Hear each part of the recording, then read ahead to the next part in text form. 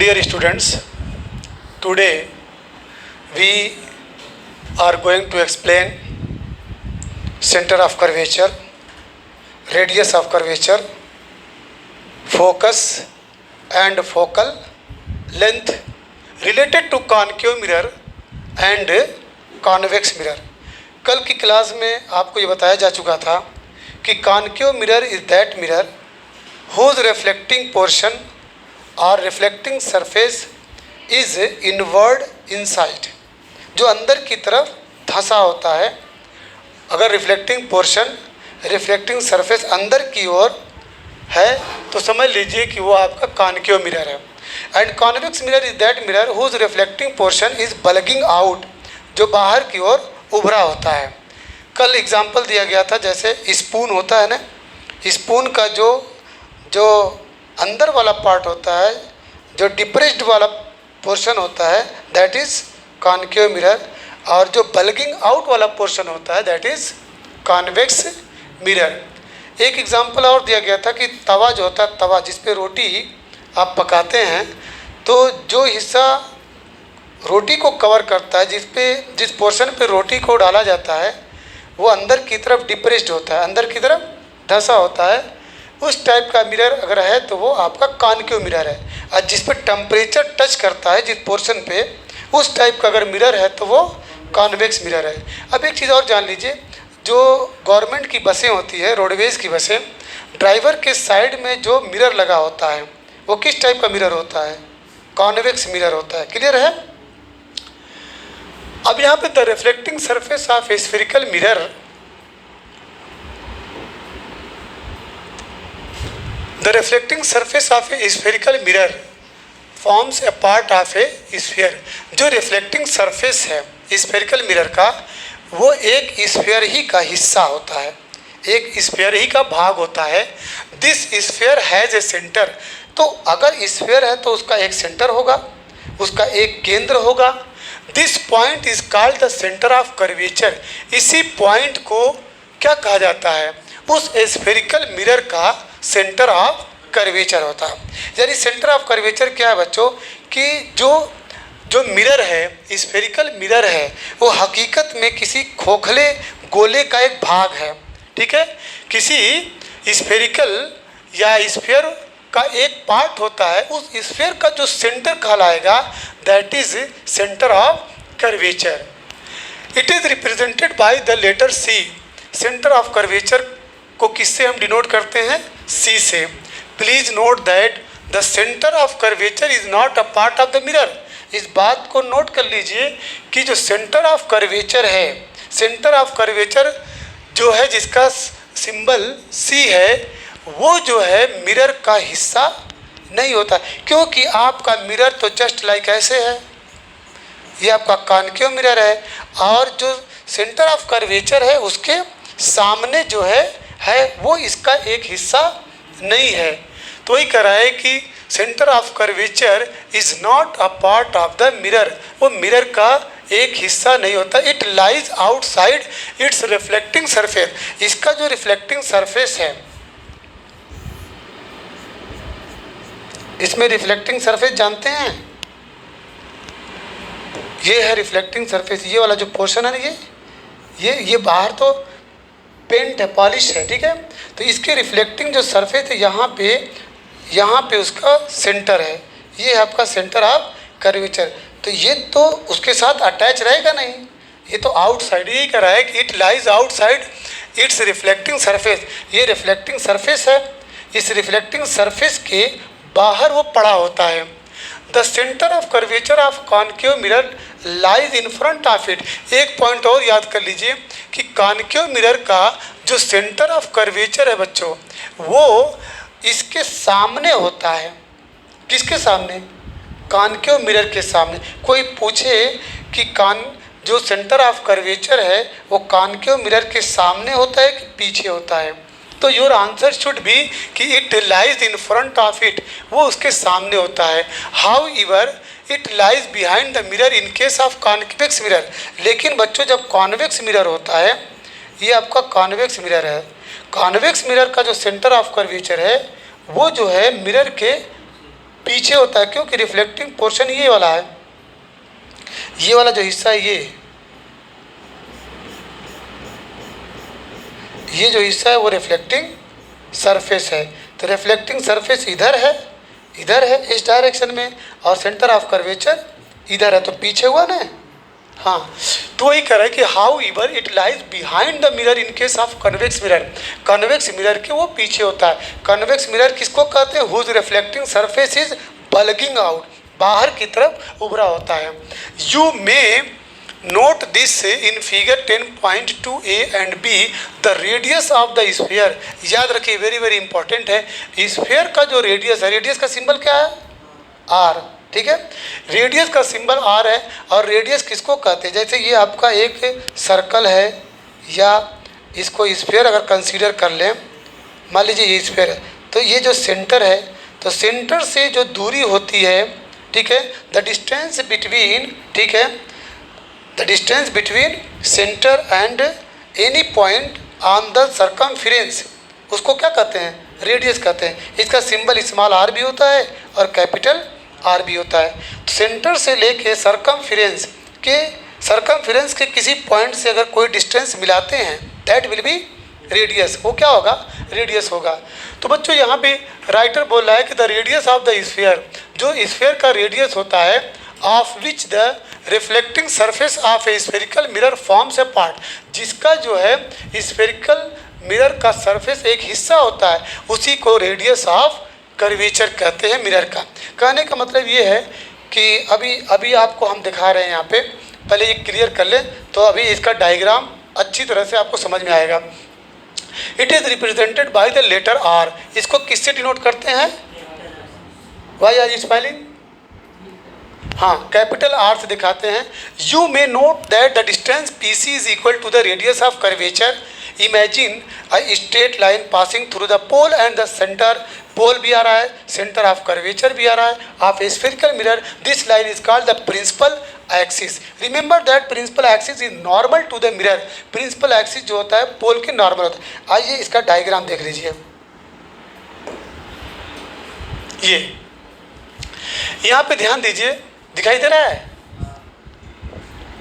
इसको बड़ा कर दूं क्या? इसको छोटा करके बड़ा कर देना ना। इसको रोक दो। चलिए यहाँ पे देखिए बच्चों, ये कौन सा मिरर है? कौन? It is concave mirror. ये कॉनकेव मिरर है बच्चों। ये देखिए अंदर की तरफ ये धंसा हुआ है, तो ये आपका एरो जो देख रहे नहीं, ये एरो वाला पोर्शन, ये जो है ये वाला हिस्सा अंदर की तरफ है ना, ये अंदर, ये रिफ्लेक्टिंग सरफेस है बच्चों। ये रिफ्लेक्टिंग सरफेस, ये उसका बैक वाला हिस्सा, पीछे वाला, ठीक है।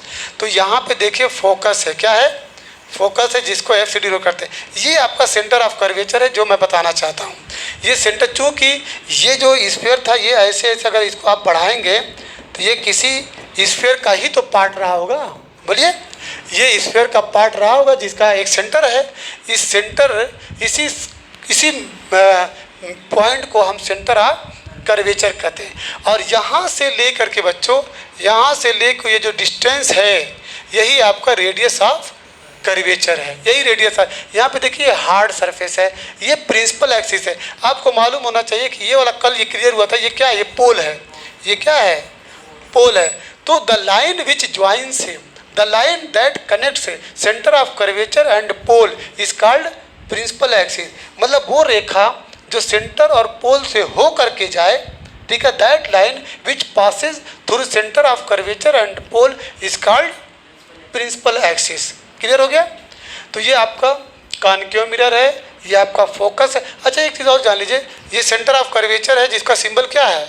सी है। एफ ये फोकस है। तो सेंटर ऑफ कर्वेचर और फोकस, अरे पोल के बीच में कौन है? ठीक है, कौन है? फोकस है। तो आगे चल के आप ये पढ़ेंगे कि यहाँ से ले, यानी एफ और आर में एक रिलेशन बनेगा कि एफ इज इक्वल टू क्या हो जाएगा? R by 2। फोकल लेंथ जो है, फोकल लेंथ जो है, ये आपका फोकल लेंथ है, ठीक है। फोकल लेंथ जो है रेडियस ऑफ कर्वेचर का क्या होता है? आधा होता है। सपोज दैट अगर रेडियस ऑफ कर्वेचर बच्चों 32 सेंटीमीटर है सपोज दैट, तो पूछा जा सकता है what will be the focal length, focal length, तो फोकल लेंथ की लंबाई तो F is equal to R/2 होता है, तो 32/2 will be what 16 centimetre. Confirm. कभी कभी ऐसे भी दे सकता है कि भाई फोकल लेंथ जो है 20 सेंटीमीटर है, तो what will be the value of radius of curvature, तो R is equal to 2F होता है, तो यहाँ पे क्या कर देंगे 2 into 20 is equal to 40 centimetre. Confirm. तो ये आपका हो गया सेंटर ऑफ कर्वेचर हो गया, फोकल लेंथ हो गया और प्रिंसिपल एक्सिस हो गया। Principal axis is a line, principal axis is a line that connects centre of curvature and pole. अब आइए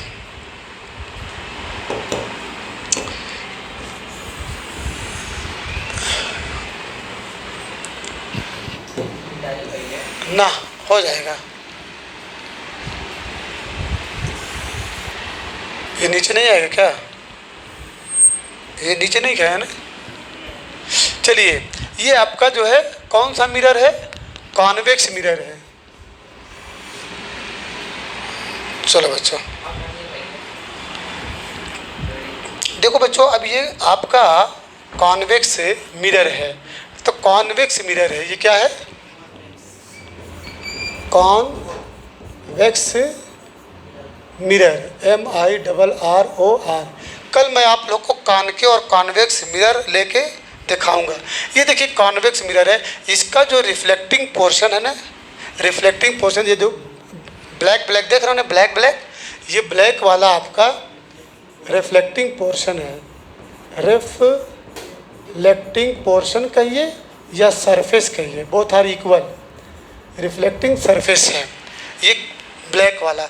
ये जो ब्लू वाला है आपका, ब्लू वाला पार्ट, ये जो है आपका, ठीक है, पॉलिश्ड किया हुआ है या जो भी है, तो ये कॉन्वेक्स मिरर है। तो इसका जो कॉन्वेक्स मिरर, चूँकि ये सेंटर है, ये क्या है, किसी मतलब स्फीयर का ये सेंटर रहा होगा, तो देख रहे हैं कि ये रिफ्लेक्टिंग पोर्शन इधर है और आपका सेंटर पीछे है। यही कह रहा था कि कॉन्वेक्स मिरर जो होता है उसका जो सेंटर ऑफ कर्वेचर है वो किधर होता है? आगे नहीं रहता है, पीछे रहता है। कॉनकेव मिरर में इन फ्रंट में रहता है।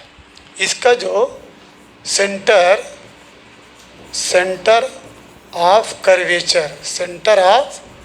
कर्वेचर जिसका सिंबल C है, ये लाइज होता है बिहाइंड माने पीछे, बिहाइंड द मिरर के पीछे होता है। बट उसमें क्या था? बट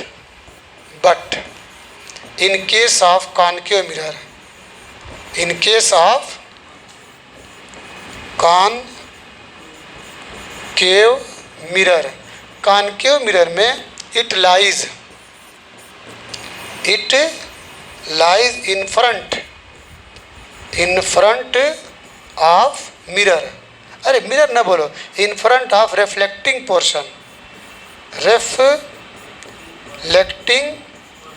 पोर्शन, देखिए ये सब चीज़ें याद रखिएगा। आप लोग फिजिक्स में बहुत अच्छा नंबर पाएंगे अगर जितनी बातें बताई जा रही है, ठीक है। रिफ्लेक्टिंग सरफेस लिखिए या पोर्शन लिखिए, रिफ्लेक्टिंग सरफेस और पोर्शन। ये रिफ्लेक्टिंग, इसमें कॉनकेव मिरर में रिफ्लेक्टिंग सरफेस के सामने और कॉन्वेक्स मिरर में रिफ्लेक्टिंग सरफेस के पीछे या अपोजिट। अब यहाँ पे देखिए ये पोल है, जैसा कि आप जानते हैं ये क्या है, आपका पोल है, ठीक है। ये आपका फोकस है और ये आपका सेंटर ऑफ कर्वेचर है। और बच्चों याद रखना, यहाँ से लेके यहाँ तक की जो डिस्टेंस है वो रेडियस ऑफ कर्वेचर, इसको क्या बोलते हैं? रेडियस ऑफ कर्वेचर है, जिसको R से डिनोट करते हैं। और यहाँ से जो ये डिस्टेंस है बच्चों, सॉरी, यहाँ से ये डिस्टेंस जो है इसको क्या बोलते हैं? बोलिए, याद है? Yes, focal length. ये आपका क्या है? फोकल लेंथ है। और अभी आप पढ़े हैं कि एक रिलेशन है between radius of curvature and focal length में F = R/2। एक चीज़ अगर और याद कर लेंगे तो अच्छी बात रहेगी। कॉनकेव मिरर के अंदर जो भी इमेजेस बनती हैं मोस्टली, ठीक है, वो रियल होती हैं, मोस्टली रियल होती हैं, इन्वर्टेड होती हैं। और कॉन्वेक्स मिरर में जो भी इमेजेस बनती हैं वो वर्चुअल होती है। क्या होती है? वर्चुअल। इस पॉइंट को याद रख पाएंगे? मैं यहाँ पे छोटा सा लिख दे रहा हूँ, अभी आगे आएगा, लेकिन अच्छा है कि अभी से आप इसको माइंड में जगह देते जाइएगा। 25 मिनट हो जाए तो बताइएगा, ठीक है? अभी 10 मिनट बचा। मैं लिखने जा रहा हूँ इन कॉनकेव मिरर, इन कॉनकेव मिरर, ठीक है?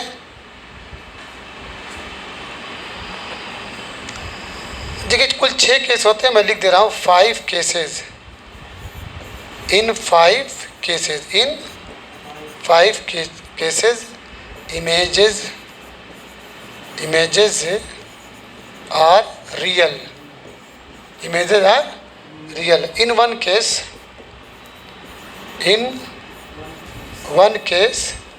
image is virtual, हिंदी में इसको आभासी कहते हैं, वर्चुअल। और इसमें जो है कॉन्वेक्स में, इन कॉन्वेक्स दो ही कंडीशन होती है, फर्स्ट एंड सेकंड, और दोनों के केस में क्या होती है? वर्चुअल होती है। क्या होती है? वर्चुअल होती है। क्लियर? चलिए आगे बढ़े, पेज पे आए। पेज इधर है, यस ना, पहला ही था। हाँ और क्या, अभी तो यहाँ पे बच्चों ये हो गया कि you may note that distance PC is equal to the radius of curvature. Imagine a straight line passing through the pole and the center of curvature of a spherical mirror. This line is called the principal axis. Remember that principal axis is normal to the mirror. देखिए ये छूट गया है, इसको बताना ज़रूरी है।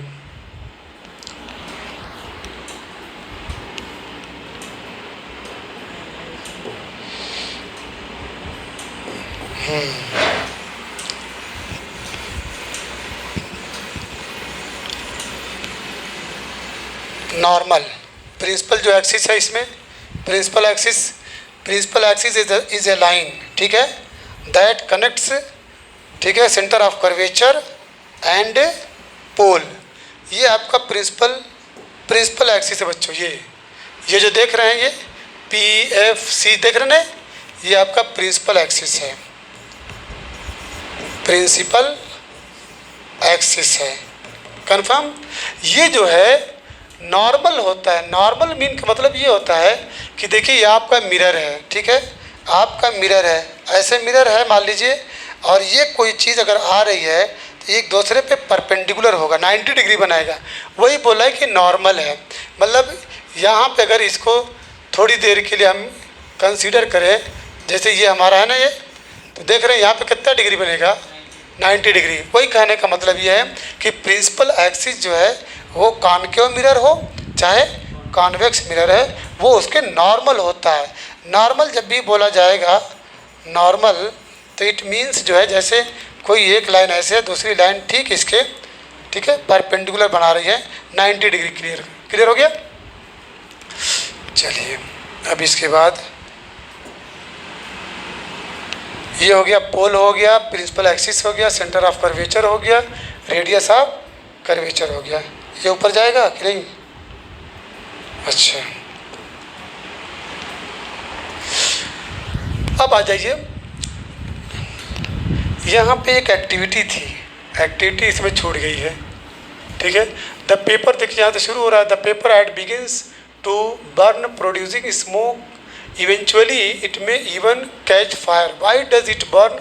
अब यहाँ पे एक एक्टिविटी उसको लाना पड़ेगा, ठीक है। देखिए बच्चों यहाँ पे एक एक्टिविटी 10.2 है कि don't look at the sun directly और even into a mirror reflecting sunlight, it may damage your eyes. कह रहा है कि आप सूरज की तरफ डायरेक्ट न देखिए, या अगर आपके पास कोई मिरर है यहाँ पे राइटर बोल डोंट लुक एट द सन, आप सन की तरफ डायरेक्ट न देखिए, इवन इनटू अ मिरर, आप मिरर का भी यूज़ न करिए। रिफ्लेक्टिंग सनलाइट, क्योंकि वो मिरर क्या करता है, रिफ्लेक्ट करता है, इससे आपकी आँखें क्या हो जाएगी, डैमेज हो जाएंगी।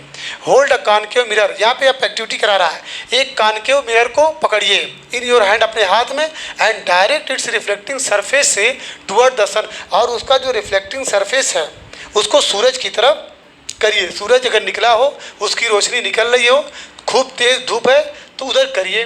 कैसा मिरर लेना है, कानकेव मिरर लेना है।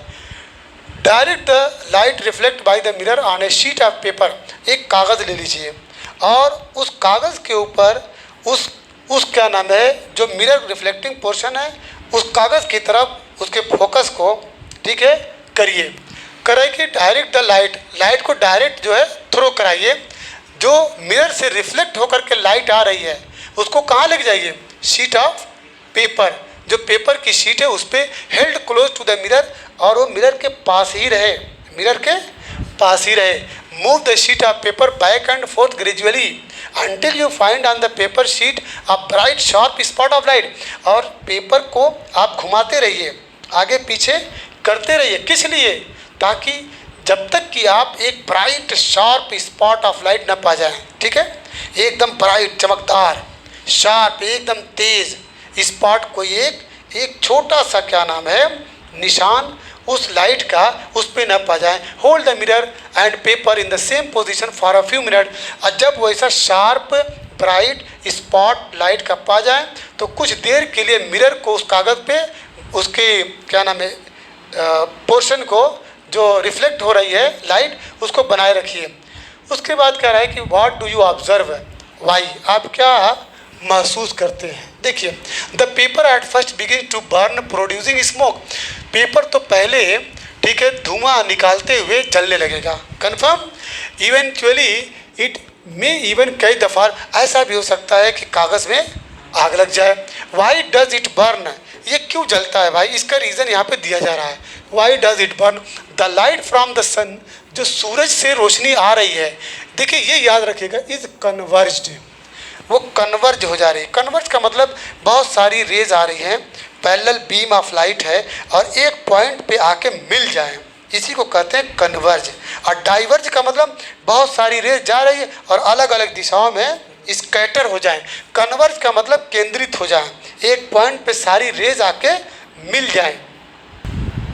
देखो बच्चों, यहाँ पे कन्वर्ज को मैं समझा रहा हूँ, कन्वर्ज और शार्प ब्राइट स्पॉट, ये कायदे समझ लीजिए।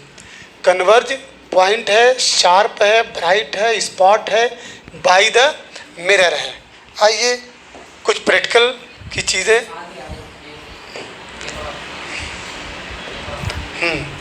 यहाँ पे देखिए ये सन है, ठीक है,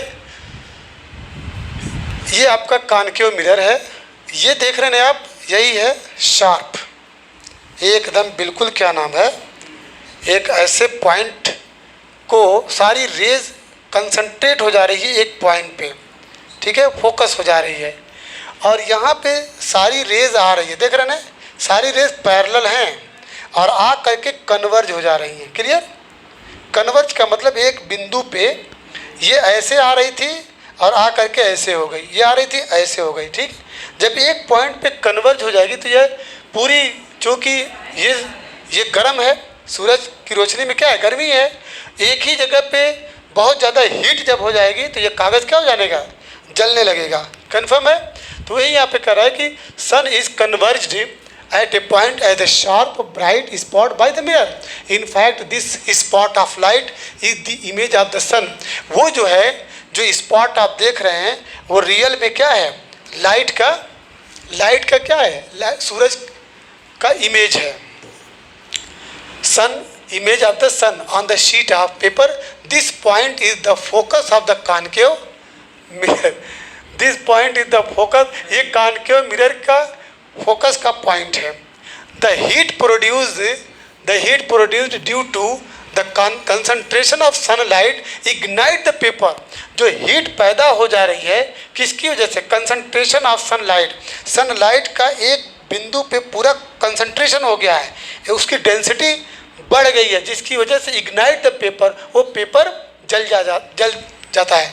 the distance of this image from the position of the mirror give the approximate value of focal length of the mirror. ये जो है इमेज, जो पोजीशन है, मिरर की पोजीशन से जो इमेज बन रही है, वो मिरर का जो फोकल लेंथ की अप्रॉक्सीमेट वैल्यू है। Let's try to understand this observation with the help of ray diagram. यहाँ पे आप देख रहे हैं रे डायग्राम है, ये कॉन्केव मिरर है, यहाँ पे कोई ऑब्जेक्ट रखा गया है, देख रहे हैं ना, कोई ऑब्जेक्ट रखा गया, यहाँ पे दे दिया कि भाई इन्फिनिटी यानी बहुत दूर है।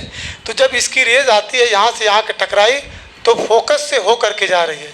जितनी भी रेज जो पैरेलल है एक दूसरे को, मतलब ऑल द रेज, ठीक है, which start from object A B, ठीक है, आफ्टर स्ट्राइकिंग, वो कॉन्केव मिरर से टकराने के बाद दे गो थ्रू अ पॉइंट, सब के सब एक पॉइंट से जा रहे हैं। उसी पॉइंट का नाम क्या है?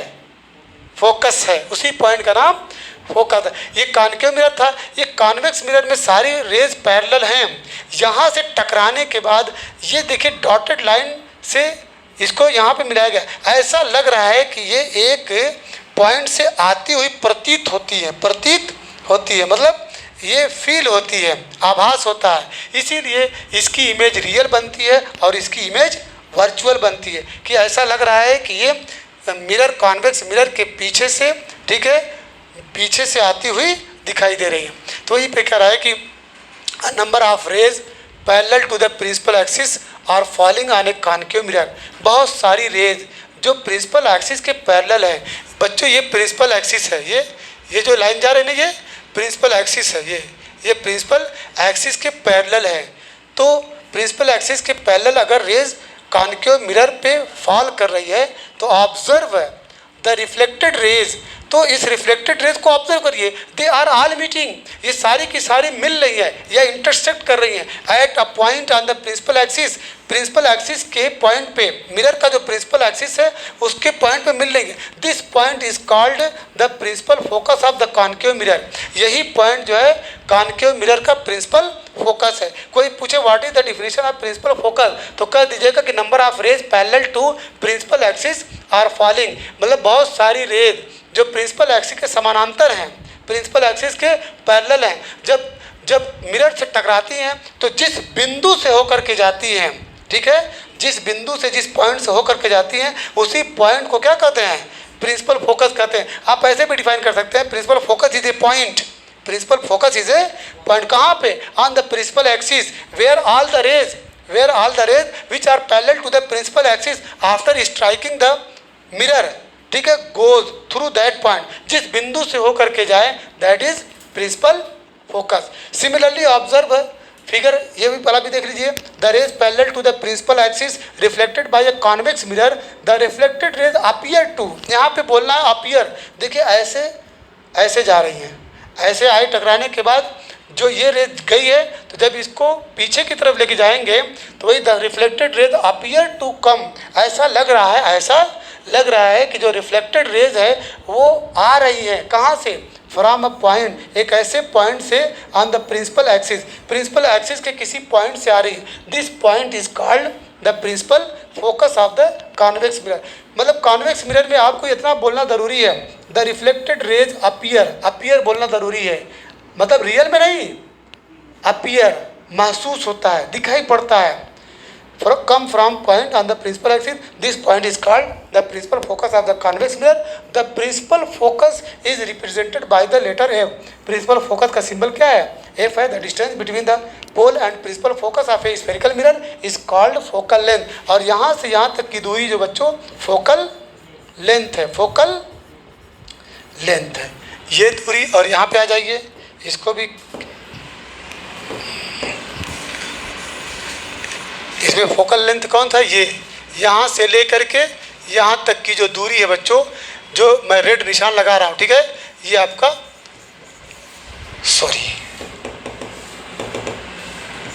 फोकल लेंथ है। ये आपका क्या है? फोकल लेंथ है, जिसका सिंबल क्या है? एफ है। क्लियर? बस आज तक, ठीक है, आज की क्लास में बस इतना ही। अब इसके बाद कल हम बहुत सारे इसके टर्मिनोलॉजी को सीखेंगे, पढ़ेंगे और याद करने की कोशिश करेंगे। ठीक है, जितना ज़्यादा आप याद कर लेंगे उतना ही ज़्यादा इसके न्यूमेरिकल प्रॉब्लम को सॉल्व करने में आपको आसानी होगी।